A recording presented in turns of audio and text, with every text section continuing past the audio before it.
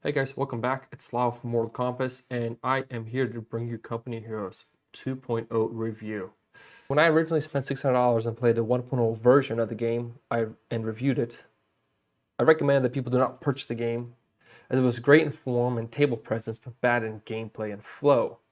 Too many flaws, bad design, different rule books that cause confusion, not enough rules for basic mechanics, and no appendix for different words or symbols, and worst of all, just lack of basic components, the dice, for example.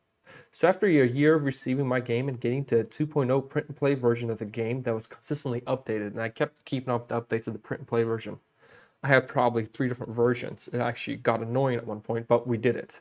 What is my thoughts now at the final version that I've been playing?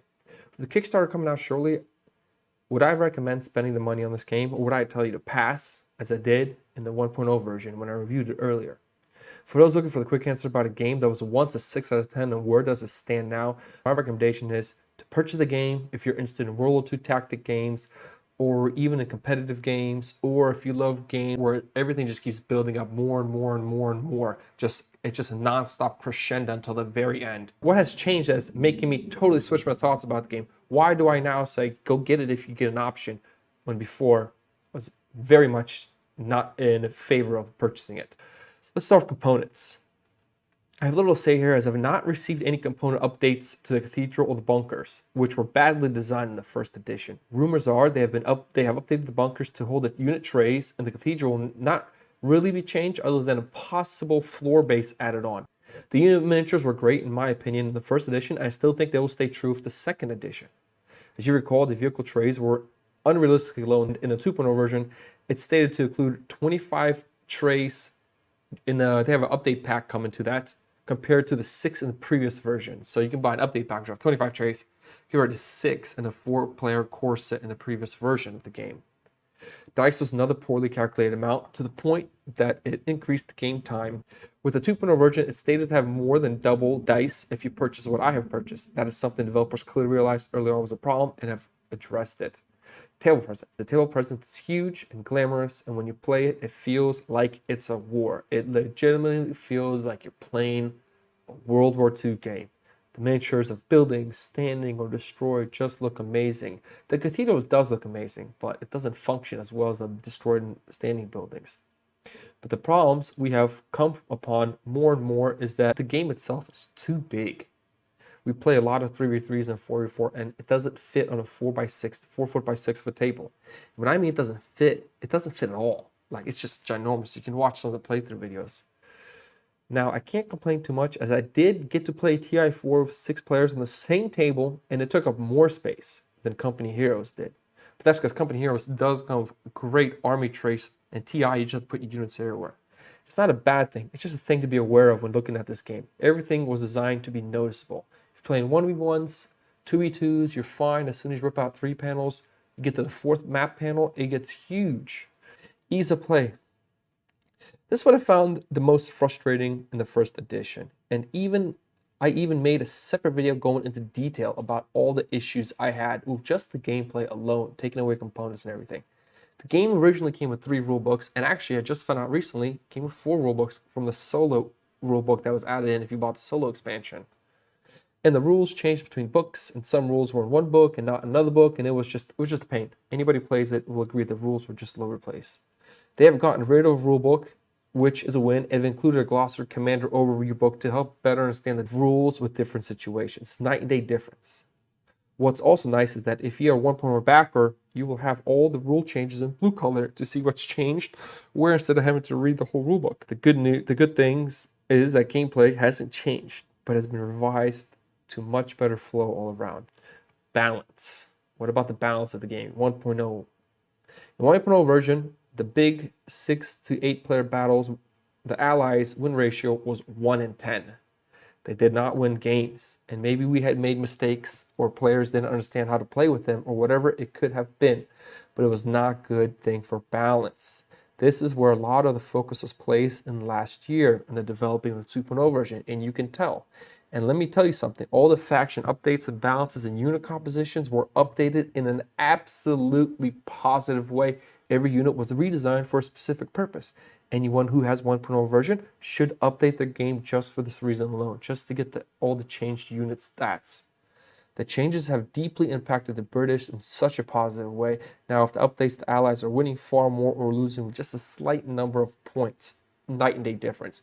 And everyone in my grade group has just loved all the changes. Now, let's get to the meat and potatoes of the other changes that have addressed the problems I've had with the game. Let's start with the start of turn. There's no longer the player with the lowest VP going first in gaming the system, but there is an operation deck, and it is hidden information on the amount of turns in the maneuver phase, and only the first team knows the number. This has fixed a huge complaint about the second team having such a huge advantage, because they always knew the last of the enemy movements. Both sides will enjoy the game much better with this setup. Another update, now there's 15 command points instead of 9. What that means for new players is that you can now move 5 different units, their full movements per turn. For returning players, this solves the biggest headache mid to late game. That is the lack of command points to move all your units across the board. This decision to increase the CP to 15 has helped tremendously with unit movement, and more importantly, allowing the infantry to play a far bigger role on the battlefield. Just a great win.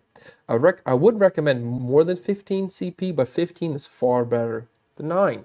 This change also gives players great use of retreat. Before, if you retreated a unit, it would hardly see combat again. Now, you will have a unit back in the fight, and some see multiple redeployments, only increasing their impact value in the battlefield. Retreat was a pain in the butt for me in the 1.0 because the retreat was 3 hexes per maneuver phase. That meant in some games, a unit retreating wouldn't see combat for 5 whole rounds, like 5 game rounds. You'll play a full game between 8 to 10 rounds, and if you're spending 5 rounds to get back on the battlefield, and you retreat on round 4, you're probably not going to see combat again. Now, with the retreat being 6 hexes, I have found myself pushing harder into enemy lines to disrupt or reduce control points, where in the past, it would have never even been a feasible option. Another simple update to ruling that's completely changed the dynamics of the game. Great win. Another big help was now you start with 3 infantry units at the if you start round 1 instead of 2. This is a small update, but when it comes to the army composition and early combat, you now have round 2 and 5 seeing a lot more firefights between infantry, which only increases the action, making the game more impactful in its core aspect of combat. If you're buying company heroes, you will have combat non-stop after round 1. I hope you guys understand. There's no breathing room. It's just boom, boom, bop, bop. It's incredible.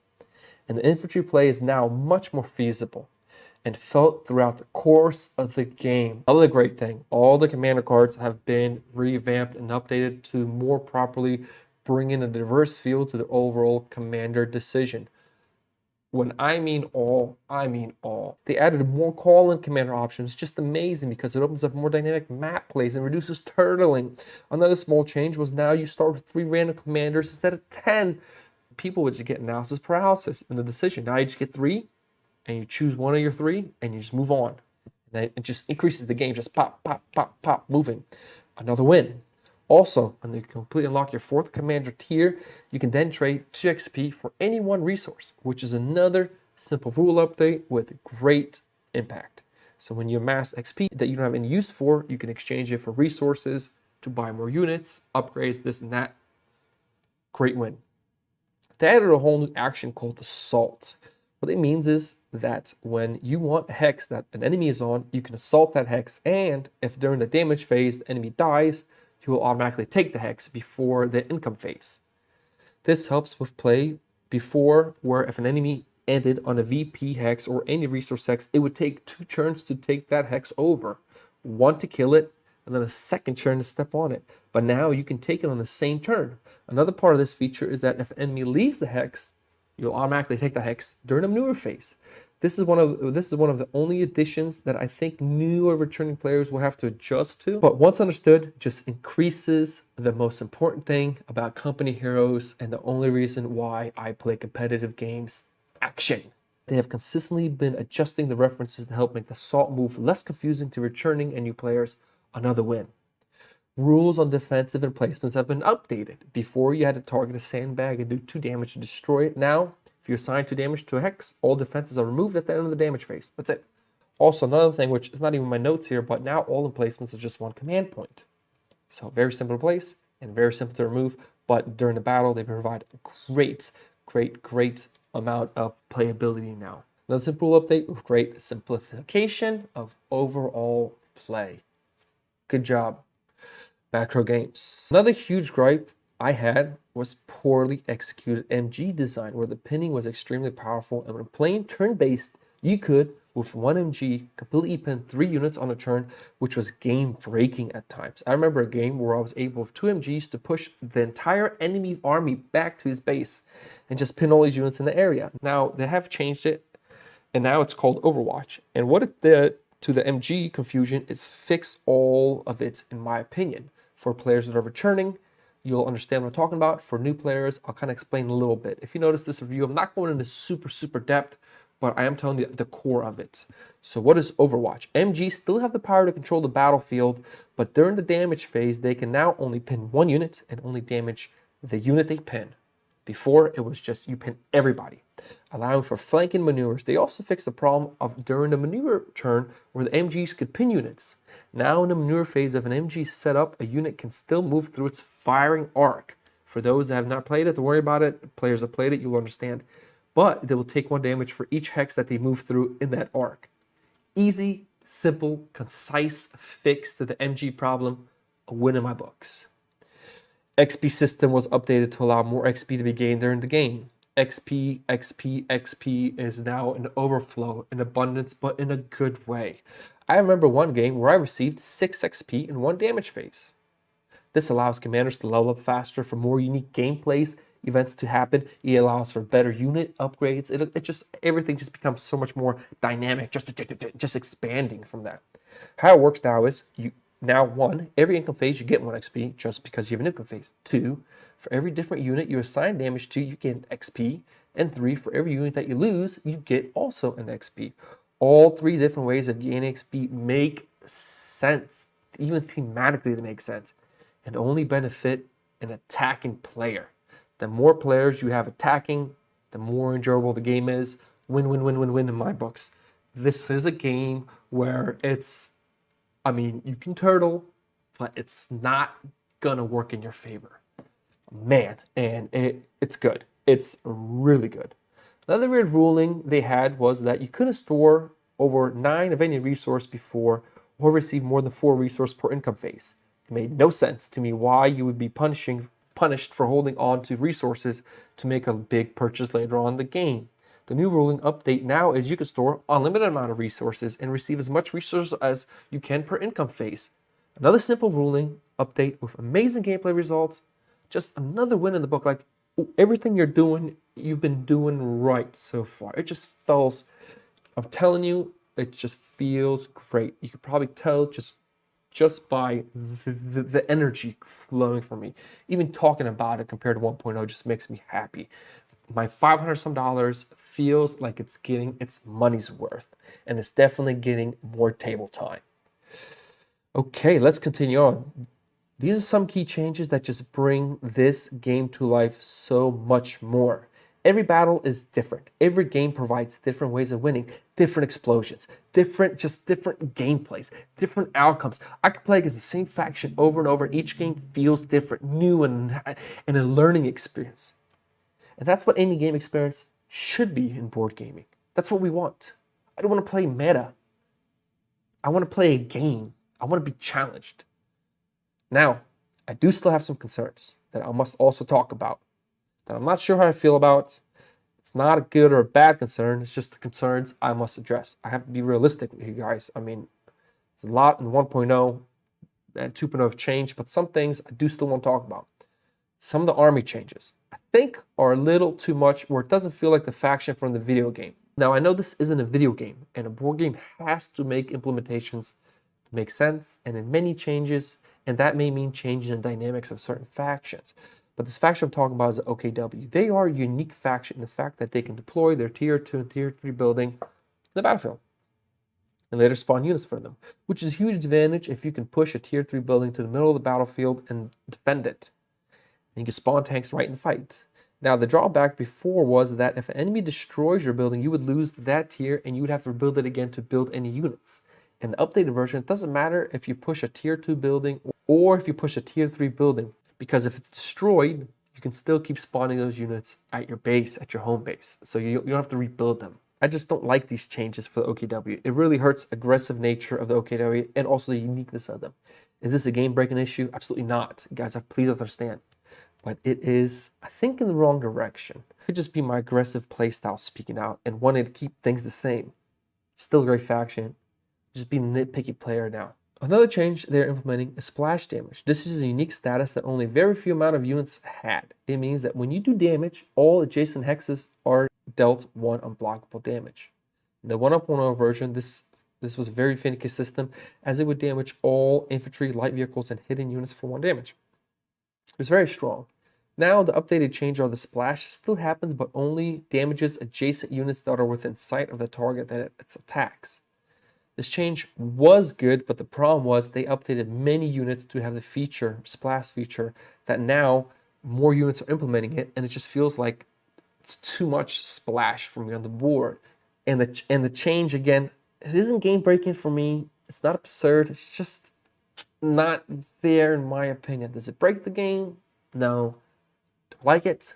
No. Does it mean the game's bad thing? Does it mean it's a bad thing? No. It's just my opinion, like the OKW. I know a lot of people that love the new OKW. It's just my opinion. There's another expansion coming out called the Lost Brigades. It's another thing I'm not a huge fan of. And it's not only me, but it's all the people that play Company Heroes in my group have that. We played it twice, and we just stopped using it temporarily. What it means is you can have an elephant out in the 3rd round. That's right, the strongest tank out in the game in the 3rd round. It's not a bad expansion, but it's not well developed right now. When we played it, when we finished it off, we're just like, it's not there yet. I recommend, if they go that route, to add more call-in attacks or make the Lost Brigades be expensive or start damage. But an elephant in round 3, just my thoughts, it's too much. Or maybe not. Again, is it game breaking? No, I don't think so. It's more annoying. And again, I played about 5 to 7 games with Lost Brigades. I would say if you haven't played the core game in the 2.0 version like 10 times, I wouldn't recommend expansion. But what's nice is that it's not a required expansion, but an option to increase the reliability of the experience, of the overall experience. Now, here's some things I can't speak on because they are still in development, as I haven't actually received a 2.0 version of the game. It's just print and play for me. So I've not played any solo crop or content from 2.0. First edition was not bad, but I wouldn't recommend anyone buy that expansion. It just wasn't there. It's not like broken. It just wasn't there. For second edition, they're going to increase more solo armies and are again reviewing and updating that system, which I think is great. It needs to be updated. And from what I've been hearing in the background, it's much more fine-tuned, it's much more calibrated, and it's much more, I would say, sporadic. That's what I'm hearing, but I haven't played it, so don't take that as a grain of salt. Another thing is price point. I don't know what the new 2.0 version will cost. I know they're breaking into 2 player packs, and then you can add on other armies as standalone expansions. I do like that idea. If you told me, Slav, did you receive any 2.0 game content? No, it's all print and play that I had to put together. So I don't actually have any 2.0 components. Can't speak word on the quality, but I can tell you from what I was told or from what the 1.0 version was, the quality overall is great, other than the Bunkum Cathedral, but we talked about it. They are updating that. They've told me, that that's something that they have been looking and addressing. What is my final thoughts? Well, if Bad for Game keeps focusing on this game like they did last year, I think they will address any concerns players may have, as they did address majority of the concerns I had in the previous review. I think the splash damage Lost Brigade should be more fine-tuned and updated before the product ships. And guess what? I am more than confident they will fine-tune it and they will get it done. Trust me, they're that type of company. They look, they hear, they listen, and they adjust. So I would recommend the game. But what would I score it out of 10? And where does it go on my wall of all-time best competitive games? I don't feel comfortable giving a final score, as I've not actually experienced any of the final product, just print and play. I think it's too soon for that.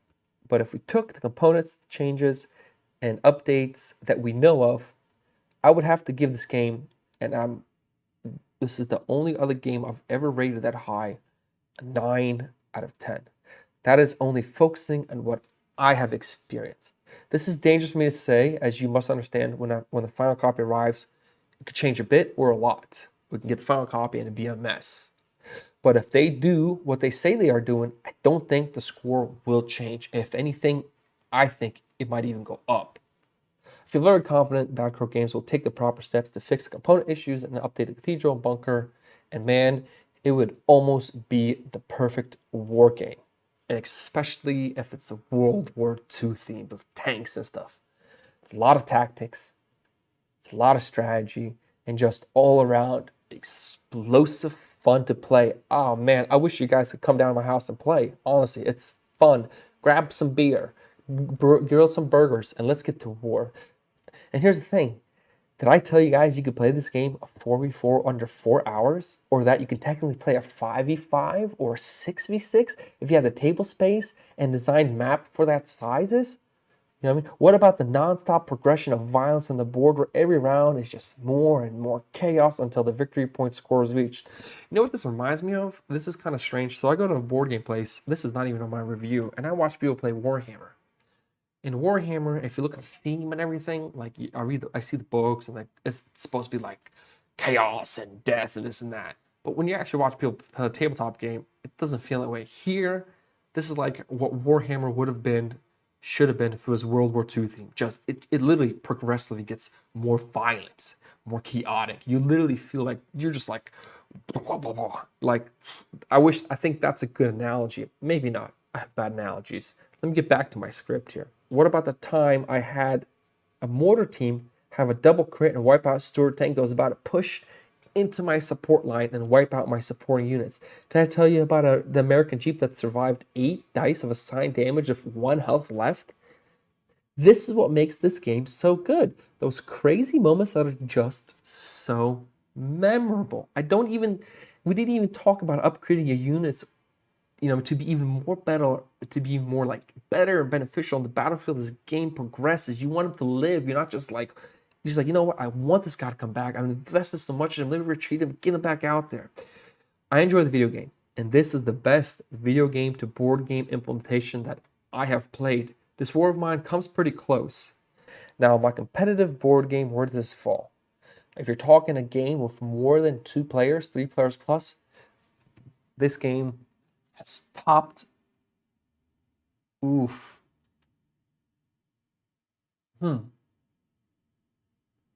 Let's say if it's more than 4 players, for sure, this has topped it.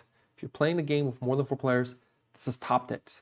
If it's more than 2 players, it's right at the top. But anything with more than 4 players, this crushes it. More than 2 players, it's right at the tippity top. But when it comes to 5, 6, 7, 8 players, I don't think anything tops the experience you get within the time frame and the simplicity of understanding that competes with company heroes.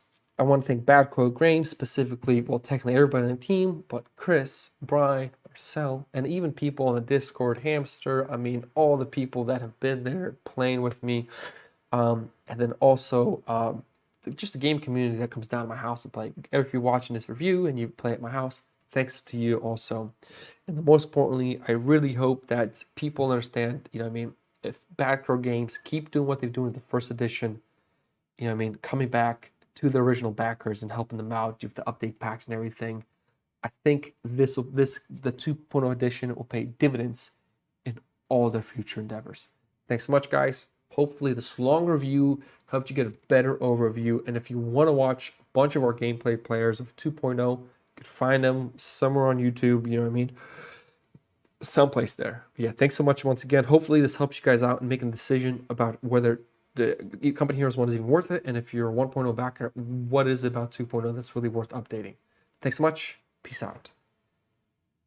Against the 5 damage here. Because you have the sandbag, so roll 2 defense dice. Okay.